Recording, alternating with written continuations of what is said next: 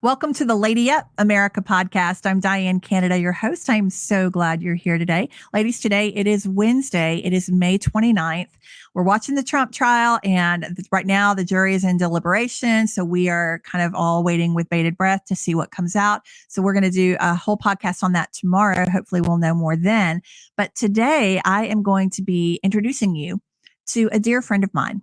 She is currently serving on the Nashville Metro Council here in Tennessee. She is someone that I met when I was running for office. We lived in the same district, and I would have been her representative. She would have been my Metro Councilwoman, but we just became good friends on the campaign trail. I know her heart. And now she is stepping up to run for U.S. Congress. She's going to be challenging our current representative, Andy Ogles, in the 5th Congressional District here in Tennessee.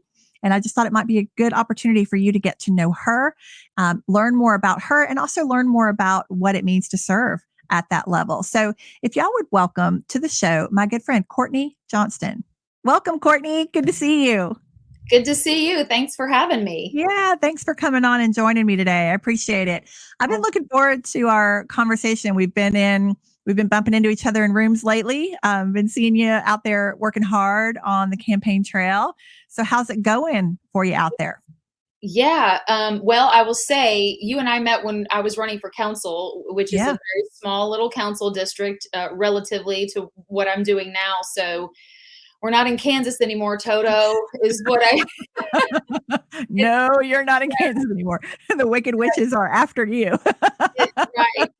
Yeah, it's a huge district, and it spans a large, great geographic area, and it's the big leads. So it's you're tired, but you're also excited, and there's all the feels, right? Yeah. So probably running on a lot of adrenaline. Yeah. There's a lot of that, and caffeine. Yeah, a lot of caffeine. Yeah. And it's going to right now you're in still a jog. So the sprint is coming. So I think your primary is August 1st. It is. Early voting starts August the 12th, which is July the 12th, which is like 45 days. Yeah. So. Yeah. I want to talk for a sec. You've been serving on the Metro Council for the last, 5 years now? 4 years. Yeah. And so I'd like to draw a distinction before we jump into the congressional seat. Let's help ladies, because so many of the ladies that follow me, a lot of them that follow me know the political kind of lay of the land, but a lot of ladies are new to politics and they really don't know. And so I think it's always helpful for them to understand the differences in their responsibilities. I know that we're saying the council might be a smaller role compared to the U.S. Congress. And of course that's true. But at the same time, we're in the capital city here in Nashville, and a lot of what the decisions that are made here in Nashville affect the state. So you're really in that cesspool down there among a lot of back alley deals and things that go down. So how can you give people kind of an idea of what your responsibilities are there, and then maybe how you're surviving that? Yeah. So when I ran in 2019, I ran on public safety and fiscal responsibility because our house was broken into. And so I just got involved. And so those are my two passion priorities. I really didn't even know what the job was, to be honest with you. I don't know that many people, I think that's pretty common, is when you sort of apply for the job and you get the job and you have maybe an idea of what it is, and then you get into it and go, wow, this is not what I expected, good, bad, and different, or maybe a combination of all three of those things. And so really local government, so every level of government has their own responsibilities, and local government is more I want to say like the details, right? Mm-hmm. And so we collect property tax, sales tax, we get federal grants. So that's our operating budget, but we're responsible for public safety here. So our police, fire, EMS, all of our first responders, we're responsible for what used to be public works, now is NDOT. So streets, paving, sidewalks, potholes. Been meaning to talk to you about those potholes. I know. We don't want to talk about potholes. just how the city functions. And there's a lot of things that people probably don't realize, everything down to from a stop sign, right? The city is responsible for street signage and lines on the streets and traffic signals. Mhm. We're responsible for, it's kind of a different thing. So education is obviously a huge portion of our budget. We don't Mhm. create education policy. That's what the school board does, but we do write the check to them. So Mhm. we control the amount of money that we send to them each year out of the operating budget. Mhm. Um, so really any type of city function, trash pickup, we saw those shenanigans a few years ago with trash pickup. So we're responsible for that, and recycling and maintaining parks and Mhm. really so it's very, very critical, your local government on your day-to-day quality of life, if Yeah. that makes sense. Yeah. And you're also on committees for tourism and things like that, with Nashville being such a big tourist city. So I'm sure there are a lot of things that go on in those rooms that maybe people aren't aware of. Anything that stand out to you specifically about, like, when we're talking about collecting like hotel tax and things like that, how does that money kind of get funneled back then into the city? So that's a little complicated. So sales tax in like those hotel taxes and things, a lot of that filters through the state. Hmm. And then, so like, for example, the Music City Center, and Hmm. that was hotly debated, 15 Yeah. years ago or so when they were thinking about building it. And thank goodness they did, because it's been great. But where a lot of that revenue goes is to the Music City Center. The Music City Center was funded with bond debt. And so Mhm. those are revenue bonds. You're getting into some serious stuff here, Diane. I So, didn't mean to. I didn't mean to. so No, I know I've looked into that in the past, and I know the Music City Center is kind of you know, that's a little different situation than maybe some of the tourism dollars that come through. But I think just helping people understand, like, how that money then is used by the city, how the city benefits from a lot of those tourism dollars. right now we sort of do, but not as much as we would. Yeah. If the vast majority of that hotel tax was not going in sales tax, really, um, a lot of it's generated down there. Yeah. We obviously benefit from it, and so does the state. And Hmm. so I think they just came out with, what was the number that they came out with in 2023? Tourism spending in Nashville was like, it was a crazy amount of money. Well, one of Hmm. the reasons that Tennessee enjoys not having an income tax Yeah. is because we have such strong industry where we are pulling in those dollars from sales tax.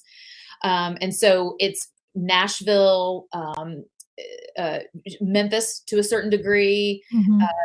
Sevierville around, Dollywood. Yeah. Dollywood. Hmm. Yeah, these hubs are really responsible for the economic driving, but Nashville's number one in Yeah. as an economic driver. And so it's really important that we protect that industry and make sure that downtown is safe, and Hmm. all those fun things. And so we actually changed our committee structure early on. I actually did that. The committees, our standing committees in the council, were the same as they were in 1963. And Oh, we, wow. yeah. And it was like, well, it's 2000, not 1963. And we probably, the world has changed. So we probably need to change some things. And so that committee doesn't actually exist. It sort of rolled into another one. What I'm on now is budget and rules, but I'm also on Homeless Planning Council, which is an outside additional committee. I'm on the COVID-19 Financial Oversight Committee, which was responsible for the allocation or recommendation of allocation of dollars for the CARES Act money, Yeah. as well as American Rescue Plan money, which is one-time federal dollars that totaled about $360 million. Yeah. Did that So all get distributed? it has not all been distributed, except for about 10 million. All of it has. Okay. We're Okay. at the very end of it. Those dollars are restricted in what they can be spent on, when Mhm. they can be allocated, and when they can be spent. So an allocation and an expenditure is different. So I can tell you, I'm giving you $1 million to do something, but until you say you're going to build a playground.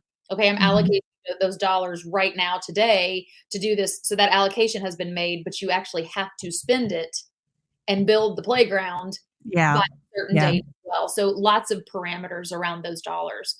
Yeah. But again, fiscal responsibility and public safety are my two things. And so that's really what local government does. We don't have anything to do with social things, which is Mhm. why we're a nonpartisan body. Most local bodies are nonpartisan bodies. Now we all know what everybody is, but Mhm.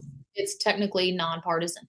We don't deal with abortion or immigration or LGBTQ anything. It's Yeah. all constituent services, making sure that city services are being delivered in an efficient manner to every citizen, and that tax dollars are being spent wisely, period. Yeah. That's Yeah. the extent of it.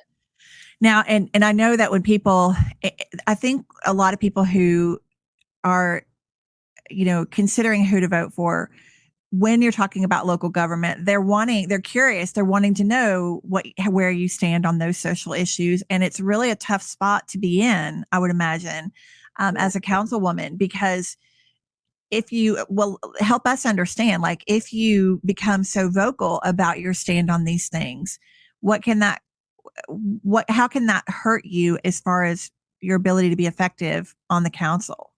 No question, I think that it will.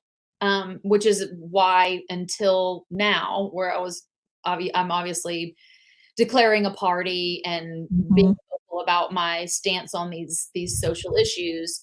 I've chosen to not engage on those things because I am outnumbered 10-1. Mhm. And local government just doesn't deal with those things. And so my job is to be effective when I get up and I talk about fiscal policy and putting forth something that's important, not raising taxes. How much are we going to be spending on certain things? How much should we have in our debt? What percentage debt should we have? What percentage of our operating budget should be, remain in reserves? Those types of things, public safety, my fight on LPRs for the police department, those Mhm. types of things, I need for them to listen to me on those types Mhm. of things. And if you fight about things that do matter in general, but that local government does not have any purview over, I'm going to lose. And Yeah. I watched it happen when I was first elected. And I didn't get into this with political aspirations. I mean, you and I met when I was for it was literally my house was broken into. Mhm. Danny and I were so shaken by it. And I live in a relatively safe neighborhood that it Yeah. just It's a nice neighborhood. Yeah. Mhm. and so it was just, I mean, bought the house when I was 25. I used to leave my keys in the front door all night, being absent-minded, and it just never. So when that happened, it was like, wow, this city is really growing Mhm. so quickly. And what you used to see on the news, bad things that happen, are now happening literally in my living room. Yeah. And so it was like, well, something's got to give. And I didn't even know who my council person was at the time. I Yeah. was Don't you so find that? Yeah, don't you find that it's like until you sort of feel that tug to run, that tug on your heart to be the one that'll say, send me, Lord, we get to that point of being so angry or so hurt or whatever it is that we now feel compelled to do something about it. A lot of us are oblivious. I mean, I was so green. I mean, I knew nothing, Yeah, nothing. And both I of us mean, were. yeah, you do. But I think it's okay for like the women listening to us too. I think it's okay for them to hear that from you and from me and to say, okay, well, maybe it's not so bad that I don't know. This is not, I'm not the only one. I think the more we can educate them on these things, then the more hopefully they will Yeah. show up and vote in a lot of these local races and all of that. Oh, So it's so yeah, important. It is so important who you vote for on every level. It really is. yeah, I think one of the worst feelings is feeling helpless. yeah. And that's sort of where I was. And, Hmm. and it was like, well, I can't just sit here and do nothing about, Right. so what can I do? Yeah. And when I got involved in the neighborhood, it was like, well, let me join the neighborhood association board and let me, Hmm. start some things. So I feel like, I can't change what happened.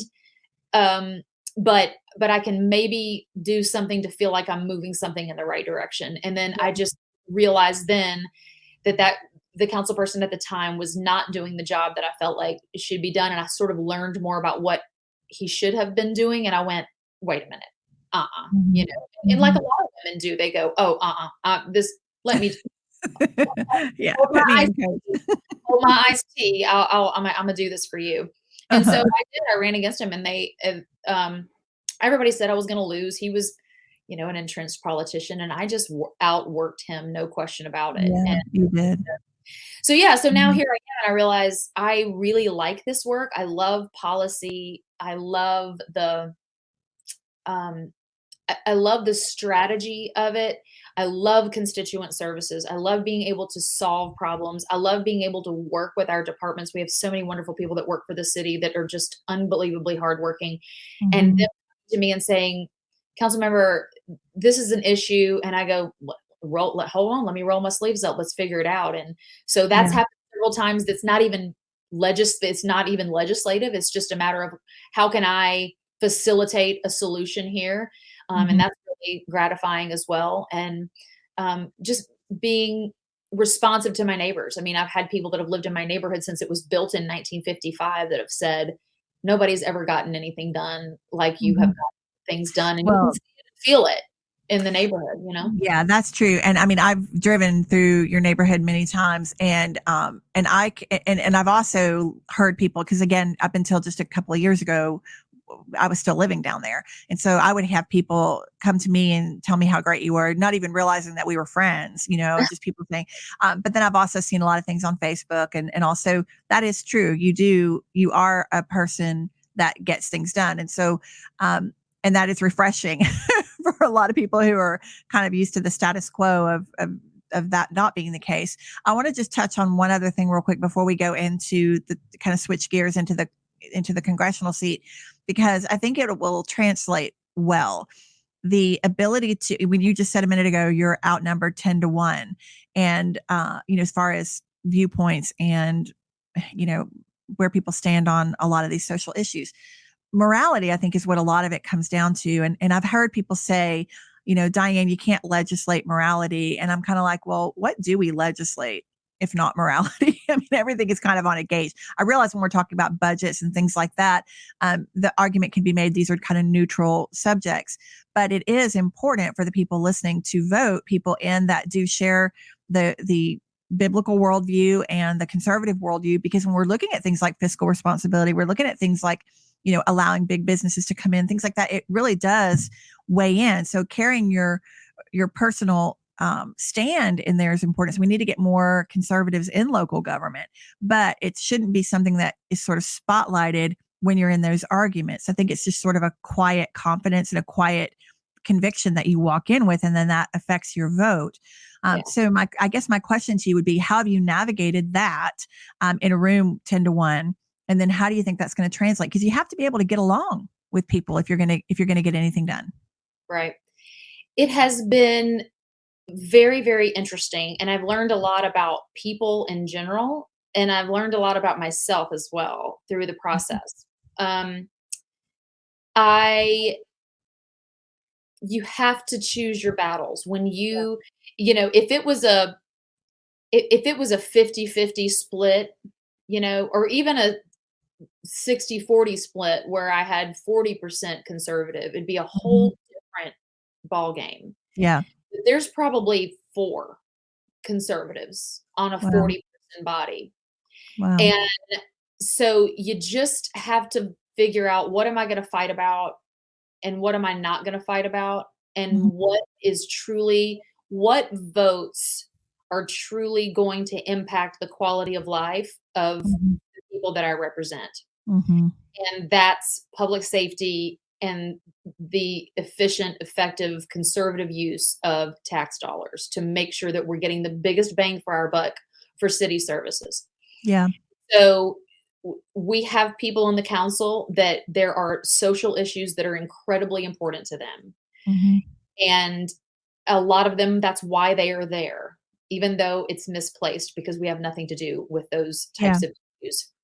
But it's incredibly important to them. And so you just have to pick your battles. And so I will tell you, I anybody on that council will tell you I'm one of the most effective and consequential council members on the Mhm. council, despite Mhm. them knowing that I'm conservative. They all know that.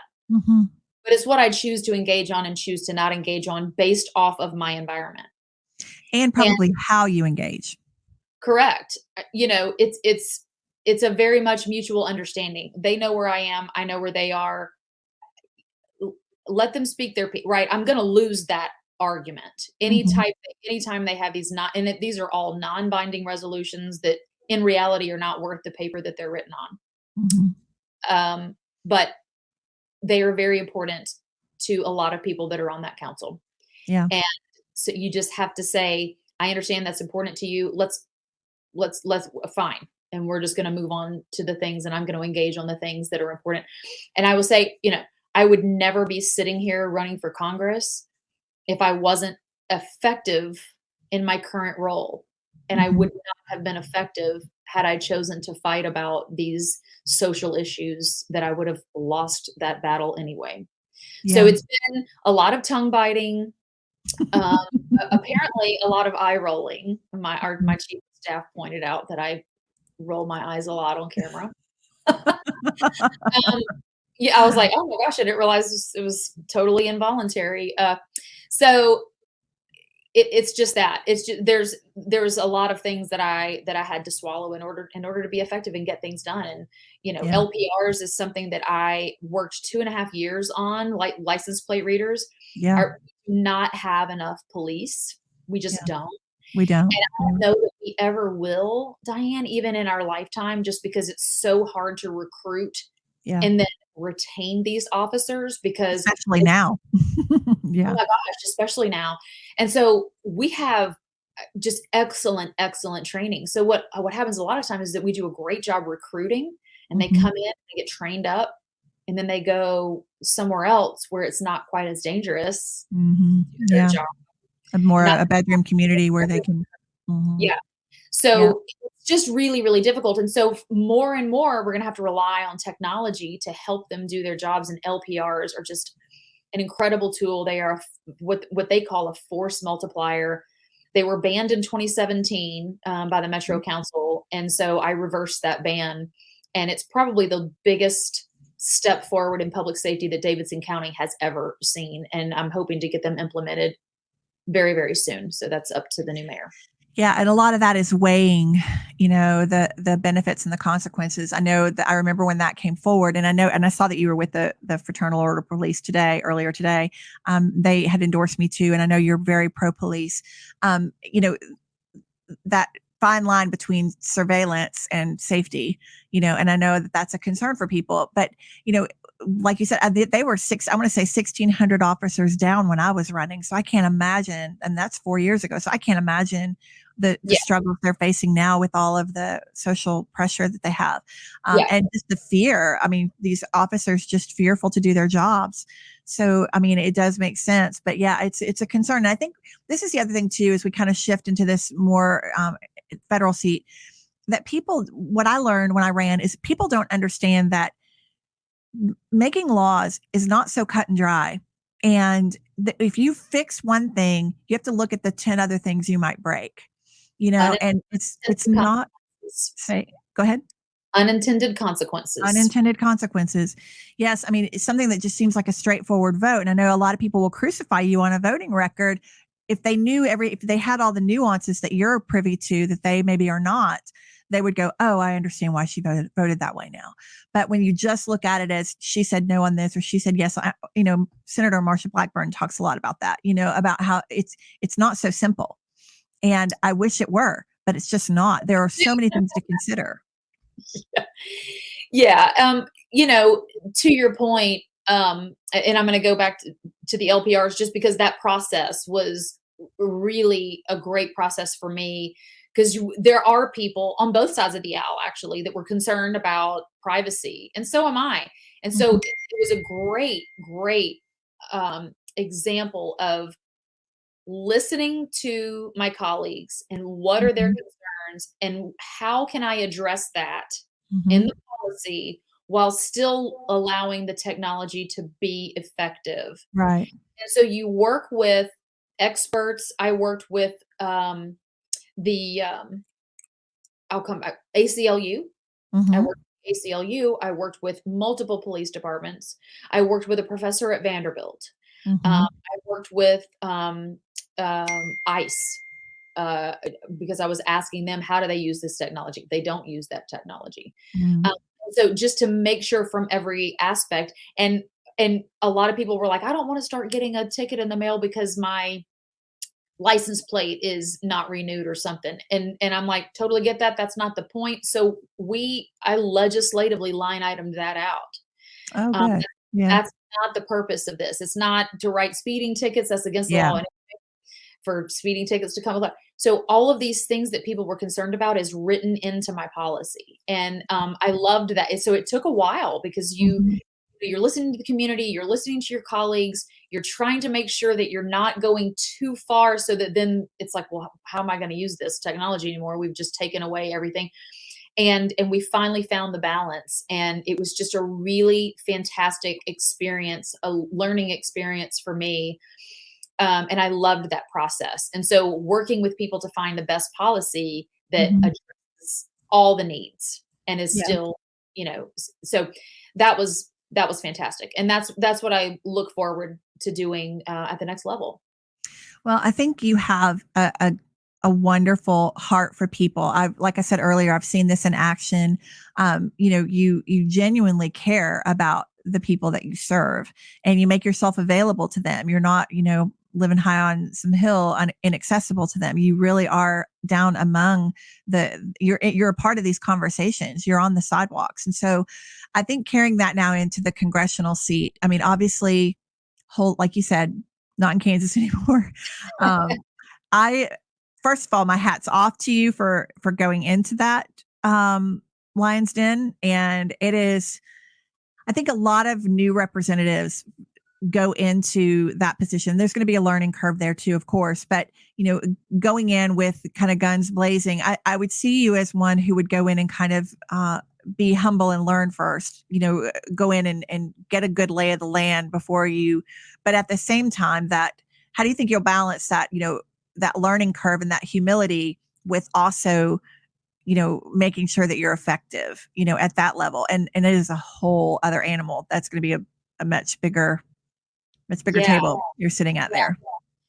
there. I expect to handle it the same way I've handled my council district. I mean, there's so much to learn about local government. Mhm. And when I first got there, they said, listen, your first term is just drinking from a fire hose, right? Yeah. You're just learning as much as you possibly can. And it's always this and it's always that. And I just really jumped into it feet first, head first, whatever the whatever the Yeah. phrase is, in the deep end. And so I know Metro, and Mhm. and so I learned very, very quickly because I wanted to learn. It was, Mhm. this was, Curious. Yeah. I was very curious. It was fascinating. I loved it. And I learned very, very quickly. But yeah, I think anytime you have a new situation, regardless of what role it is, Mhm. to sit back and be humble to your point Mhm. and learn. And you might be watching something that's not going right, but Mhm. you can't fix something or be effective if you don't understand how it works now in Yeah. order to fix it moving forward. Yeah, And so exactly. I did a lot of that. I did a lot of sitting as much as I talk, I did a lot of sitting back and listening and watching Mhm. people in the chambers while we had our meetings and watching different conversations that were going on so that I knew, what's happening behind the scenes. How does this work? Mhm. And so I expect to do that absolutely. And it's just instead of 40 people, it's 435 people. Mhm. Yeah. But And go ahead. no, go ahead. I was going to say, but you're a quick study, and you've got good discernment. And those are two gifts that I think um you can't buy that. That, like, I think some people are a lot more effective because they are a quicker study. Some people, it takes them a lot longer to kind of get comfortable in a role. But I think for you, from what I've observed, for you, I think that you can do both. You can go in with a humility and a willingness to learn and be effective sooner, maybe than other people can, because you have that. Because you have that ability to learn quickly, and you've had enough experience in other things you've done. So you're a graduate of Louisiana State, is that right? LSU. LSU. LSU. Yep. Yeah. And then so you've got a background in finance. Then you were an entrepreneur, from what I believe and from what I remember. And then you've also been in real estate. Yes. So you've really got a good background. I mean, you really can understand a lot of the different key areas, just from your own personal experience. You know what it is to be a business owner. You know what it is you understand growth, and you understand fiscal responsibility. One of the things I remember about you that I loved was when we got together one time and you had the whole Metro budget like in your lap, and it was huge, and you were going through, we were looking at, line items, and you were explaining to me about things. And so you really do have kind of a right brain, left brain. You're one of the rare ones that can pull from both sides. You've got that empathy and that compassion and concern, but you balance it, from what I've witnessed of you, with the logic and the common sense and the discernment. So shifting gears, going into Washington, we're going to just pray that in. We're going to believe for that now. I think you've got a great shot. But Andy Ogles, he was the mayor of Maury County, I think, before he went in. So he jumped from a city, from a county mayor up to the congressional level. He had some government experience too. Like you, I think yours is slightly different, but I think yours is probably maybe more beneficial. But working in a larger city like you were, but he's in the seat right now. He's still kind of a new, he's only in his first term, I believe. Right. Yep. And so let's talk about what is it that got you motivated to run and challenge him? He's a Republican, so he's currently serving in the seat. So you're a Republican. So why do we need to, well, just tell us why you decided to run. Yeah. I will point out, as mayor of Maury County, regardless of the size of the county or not, that's an executive position. Yeah. And the Metro Council is legislative. The House of Representatives is legislative. And it is completely different. Yeah. Completely different.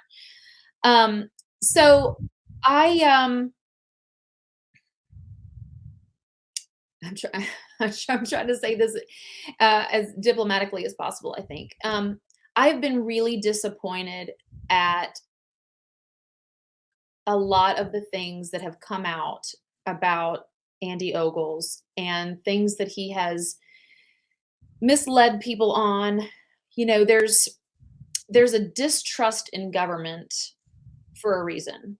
And I take what I do incredibly seriously. And when someone in our body does something not right, yes, it reflects on that person, but it also reflects on the body, right? It's like, oh, that crazy Metro Council. Look at what they're doing now, even though it's only one person. So government is such an important aspect of our civilized society.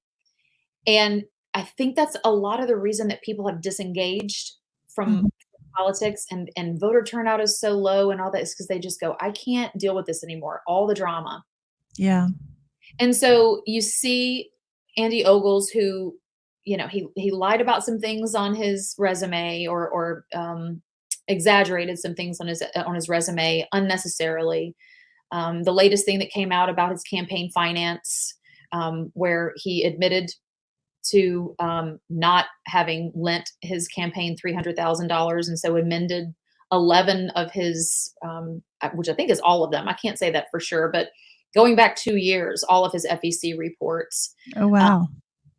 Yeah. And so you just wonder, like, why would you say that you lent yourself that much money when you haven't? Why would you say that you have gotten all this legislation passed when in actuality, like, it's one thing if you had a bill, Diane, that you authored, and well, let's go back to LPRs. So I authored that. That was, I was lead sponsor on that. I worked my tail off on it. And I had several co-sponsors, but they didn't do Mhm. anything to help me necessarily. They just agreed with what was going on and they just signed on to it. Well, Yeah. that's like one of my colleagues saying, "Hey, I got LPRs passed." Yeah. Taking Uh, the credit for yeah. yeah, Mhm. so, take credit for what's actually true, but none of the Mhm. legislation that he's put forth has passed. He's co-sponsored some things that have passed. The chaos in the legislative body that we've seen in the past couple of years that started with the McCarthy ouster Yeah. was driven in part by Andy Ogles, and that was not only a reflection of poor, just the divisiveness within the Republican Party, which is something that we've got to stop as a Yeah. party, but it also Yeah. just reflected poorly on our entire legislative body on a worldwide stage. Mhm. Because we didn't have a Speaker of the House for over 3 weeks.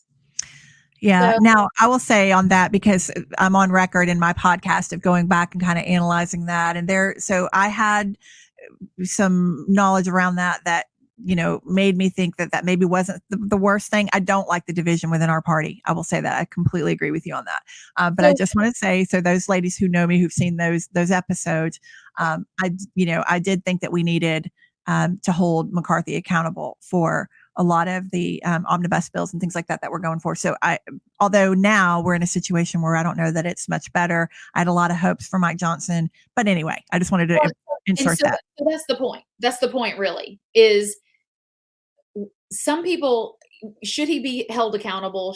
Yes. But Hmm. when we have such a slim margin, Yeah. let's go back to those unintended consequences, Yeah. right? What are we actually gonna get out of this? And Hmm.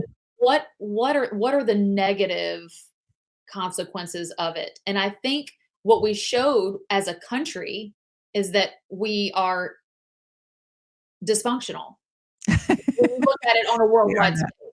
Yeah, it is embarrassing. I do have people that will say, "How are y'all going to possibly unite the country? You can't even unite as a party."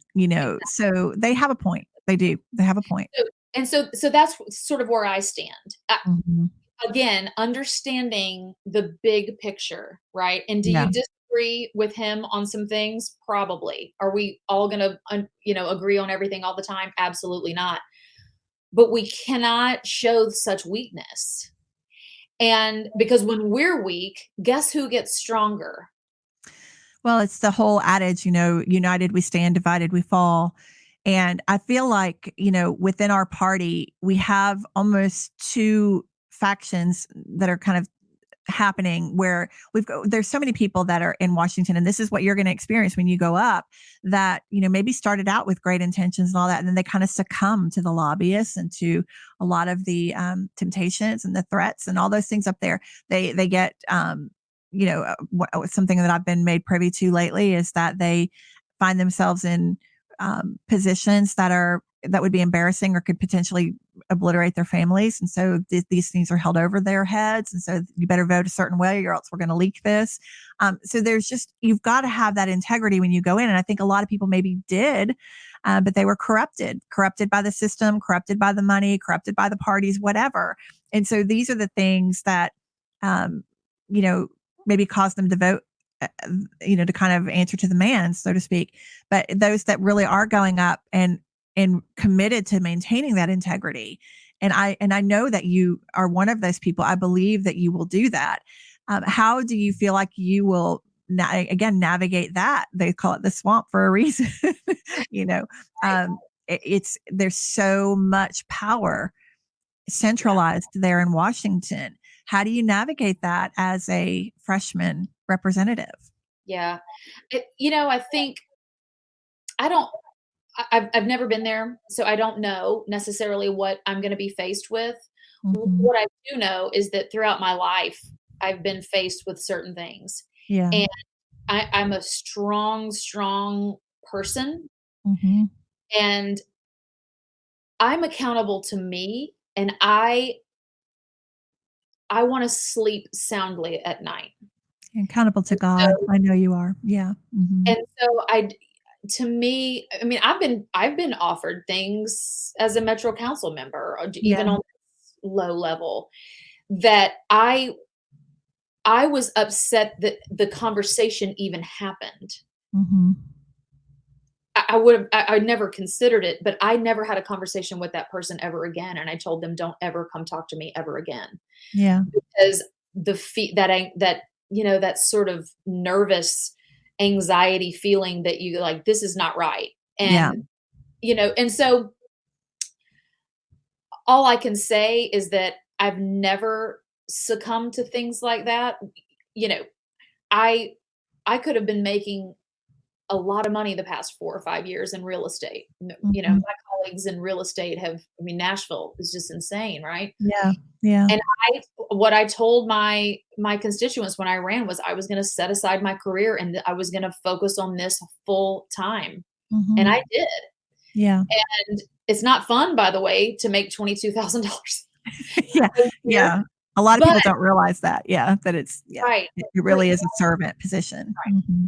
But when I drive around the neighborhood or the district or even the city and I see things that I've done, that is Hmm. payment to me. I Yeah. can make more money at some point, but I wanna do the right thing because I'm not so my heart is in public service. I got Yeah. involved in it because I wanted to make my neighborhood safer. I wanted to make my neighborhood better and leave it better than I found it, and Yeah. that's where my heart is, and so I think that is the difference, and I know everybody it happens a lot, and I'm not disagreeing with you. I just think I have to rely on my own internal integrity and Yeah. character and understanding that I answer to myself and I answer to God and he knows what's happened, what happens whether someone else finds out about it or not. I Yeah. know, and Yeah. I don't want to feel like that. And so that's sort of always what's guided me. What I've observed about you, Courtney, is that you are in it for the people. And it has been a lot of sacrifice for you, and you've taken a lot of darts. And, when a lot of times people run, and I learned this from being in it, people's motives for running are very different. And a lot of people are looking at it as an opportunity to be spotlighted, to be celebrated. And then other people are really in it for the active service, for public service. So I think if your heart's right and you go in it right and you know that you're living for that audience of one, that will guide your steps day by day. And there are good people in office up there that manage it just fine. I've met many of them that have great integrity and great character, and they've maintained it for years up there. So it is possible, but it really does come down to your own moral compass and your own ability to choose God's way, to choose to do what's right above anything that can benefit you personally. And this life is a vapor, and we see it. I mean, when we look at what's happening right now, just with the two administration, we look at what's happening with the Biden administration right now. If I were Biden and I knew I was this close to meeting my maker, you'd think he'd clean it up a little bit. Just saying. Like, but all of this that they've done all these years to benefit themselves. I mean, you can't take it with you when you go. At the end of the day, he's gonna every knee will bow and every tongue will confess, and that's the one we have to live for. And so that's what I see in you, and that's why I'm for you. And I don't like to see people acting different, kind of being a chameleon based on who they're around. And that's something else I appreciate about you is you don't change who you are based on what room you're in or what crowd you're in front of. And I've seen, and again, I don't know Andy Ogles at all. I've met him briefly a couple of times. I will tell you, I was very stunned at the State of the Union when I saw him hanging over the balcony to shake Biden's hand. I mean, he was literally like, hey, it was so obvious that he was trying so hard to get his attention and shake his hand. And my first thought was, what is that about? I can understand a respect and a reverence for the commander in chief, but that was just very, very disturbing to me. So kind of back to that point, I don't see you hanging over a balcony. I see you as a very measured person that is there to serve. And so it makes me question motives. It makes me question people's motives when I see things like that. I see them in one room acting one way and then there at the State of the Union acting another way. It worries me, so. Yeah. there's so much more to representing people than just how you vote. Yeah. And it's a Republican primary. So how we vote, I mean, we agree on the issues, right?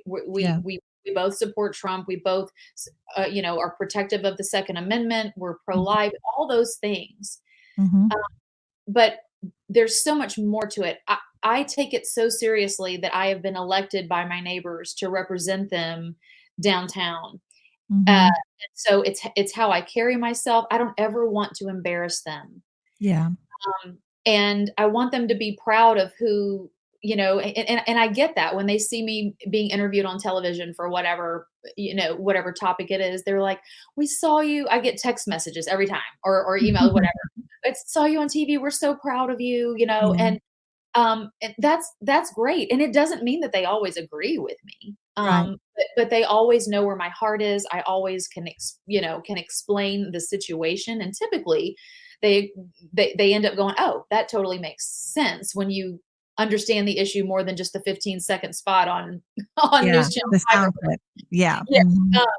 Mhm. But it's such an honor to represent other people. Mhm. And I hold that so dear that it doesn't get there's no higher honor than that. And Yeah. so we have to start taking that more seriously. It's not about us. It's not just about, getting on television or chasing headlines or grandstanding this, that, and the other. You're representing whatever number of people, and they're depending on you to do the right Mhm. thing, act a certain way, and to be there for the right reasons. Yeah. Yeah. I think you're going to be a beautiful representative for your Thank district and for Tennessee. I'm proud of you. I just want to honor you for stepping up to run because this is no joke. I mean, this is the deep end of the pool, and the darts that you've taken so far as a council member are going to be child's play compared to the ones that are going to come in this race. I think you're tough. I think you'll handle it just fine. But we'll be praying over you here in Lady Up America for your protection and for your peace and all as you go forward in this. But I honor you for stepping up to run, for raising your hand and saying, God, send me. And the primary is going to happen August 1st, ladies. So let's explain to them real quick. So for anyone who lives in District 5, let's talk about for a second what that district covers. Because if anyone's listening who lives in that area, you'll know that this is the one you want to vote for. This is your rep. So it covers, this is a wide, kind of a weird district. So It is. And yeah, it's new, yeah, because this is redrawn. right. This is only the second election under this new thing. So in general, and I encourage you can go to, there's websites where you can say, who is my representative? And you can find out what district you're in. Yeah. Um, I think it's go.vote.tn. Yeah, there's actually an app too. Go Vote TN Right. is the app. So Go Vote TN. You can get it on in your Google or your Apple store and download it. And then you put in your address, and it'll tell you exactly who your representatives and your candidates are. But in general, it's Davidson County south of 40 and 440. It meanders a little bit, so don't. But in general, it's Okay, so most that's going to be. So let's back up for just a sec. So that's going to be like obviously Brentwood area. That's going to be like the West End area, south of So that's gonna 440. be all the way from Bellevue to Belmead to Green Hills, where I Yeah, am in Grieve Hall, out through what they Forest call Hills, mhm, Antioch, Antioch, Antioch. Forest Okay, Hills, Oak Hill, all of yeah, that. yeah. And then Okay, it goes into Williamson County, so it's all of Brentwood. There's a chunk out of it that is Mark Green's district, which is District 7, from that's my Moore, district. Yeah. yeah, in between Moores Lane and Paytonsville Road, east of Hmm. 65. Hmm. That little chunk Okay. is 7. But everything above north of Moores Lane, so all of all of Brentwood, Yeah. everything east of 65 and everything Cool. south of Paytonsville Road is District 5. All of Okay. Murray County, all of Marshall and Lewis County, and a Okay. decent portion of Wilson County. It goes all the way out to Lebanon. Okay. So from one end to the other, it's about 2 hours. That's a huge district. Huge Yeah, I'm district. excited. I love that it's different. I love, Yeah. obviously what's going on in Davidson County is different than Murray County, is different than Wilson County. And that to me is exciting. I love that. Yeah. So if people want to help, if they want to help kind of propel you forward, what's the best way? Tell them the best ways they can engage with you. Yeah. So I would encourage you to go to johnstonforcongress.com. And you can read a little bit about me. You can reach out to the campaign. I think the email address there is info@johnstonforcongress.com. If you We'll put say that in. Courtney, if you write an email and say Courtney, comma, whatever, I'll know it's coming to me because I monitor that. So you can communicate directly with me. But Diane, you got my cell phone. If there's somebody that reaches out to you that says, hey, I really want to talk to her, feel free to all of my everybody here that I represent in Nashville knows where I live. They have my cell phone. They reach out on Nextdoor and Facebook. So I'm totally open. I'm an open book, and excited to meet people and hopefully earn their support. It's an important race. It is. And a lot of the success of a campaign is dependent on the money that can be raised. You know, we just had Chad Bobo on. He's running for State House. I know you know Chad. And, you know, we were just kind of explaining this on another episode, but, you know, the money that comes into a campaign does not go directly to the candidate, ladies. It goes to all of the campaign expenses. So as a candidate, I can tell you from firsthand experiences, you have to put up all the money for everything. So every sign, every yard sign, every piece of literature that gets hung on a door, all of the commercials that are run, everything is all based on, you know, the budget that you have within your campaign. So that's where the money goes. And so I would encourage you to go to Johnston for Congress and donate to Courtney. Let's all step up and do that so that we can help her reach the goal. I know it takes a lot of money to canvass an area that big, Courtney. So you'll be, like I said, you're going to be putting on your sprint shoes here soon. Once we get through, so early voting starts July 12th, I think you said. July 12th through the 27th, I believe. And then we take a few days break, and then election day is August 1st. August 1st. So it's important to go and narrow the field there. So whoever wins in that primary, hopefully this will be Courtney ahead of Andy Ogle. So she will kind of edge him out. She would be the Republican nominee, and then she would go up against the Democrat in November at the general election. So do you know who the Democrat candidates are? There's only one. Okay. And her first name is Miriam. I've met her briefly, but not had a conversation with her. So I really don't know her. Okay. But it's a pretty red district. So it's really probably going to come down to you and Andy, you know. Absolutely. This race is won in the Republican primary. So, you know, not that I would discount that race in the general election by any means, but it's definitely, it was drawn to be very strong Republican. It is strong Republican. They did that on purpose. And so yeah, it's this race is won in the Republican primary. Yeah. So please turn out and support her. I'm sure if you want to volunteer, do some door knocking, some calls, I'm sure she'll take that help too. Yeah, you can sign up on the website there. Yep. We got it. We got to mobilize all the troops this year. We need good people in office, you guys, and this is how it's done. This is exactly how it's done. So please get behind Courtney, support her, pray for her too. Pray for her peace and for favor of God on her campaign and for her protection. And let's pray that she gets elected. We'll be praying for that here. Courtney, you are such a sweetheart. And I appreciate you coming in and sharing and meeting the ladies here today. And I appreciate you having me. And I appreciate your friendship so much too. We haven't gotten to see each other. You moved way out. I did. I moved out to the country. After I was elected, the whole world went crazy. We had the tornado, and then COVID, and then derechos and floods, and I mean, I feel it was like lions and tigers and bears. Oh my! Yeah. Really, the first, I met with Governor Lee this morning, and we met in the residence, and I said, he's like, "Isn't this a beautiful home?" And I'm like, "Oh, of course it is," And he said, "This is really the first. This is our 6th year." But it's the first time we've really been able to enjoy it because it's been so crazy since he was elected. Yeah. And it's just, this is the first sort of normal, session is over and all that. And I thought, golly, but that's the truth. mean, the last 4 or 5 years have just been A kind of a nightmare. blur. Yeah, a nightmare and a blur. And I think a lot of the women watching we're all still trying to get our bearings. We just can't believe how our country has disintegrated since this administration took over. So can't stress enough how important it is for us to turn out. Do not sit on your couch, ladies. I expect everybody down there voting in the primary on August 1st. And then again in the general election. We are not couch potatoes this election. We are going to be mobilized and out there doing our part to cast our vote. So Courtney, we wish you all the luck in the world, not luck, all the blessings in the world. And again, thanks for running, and we'll be cheering you on from here. Thank you, Diane. So ladies, thanks so much for tuning in today. I will see you back here next time. And whatever you do, remember, lady up. Lady up around this town. Lady up around this town. Victory on the battleground.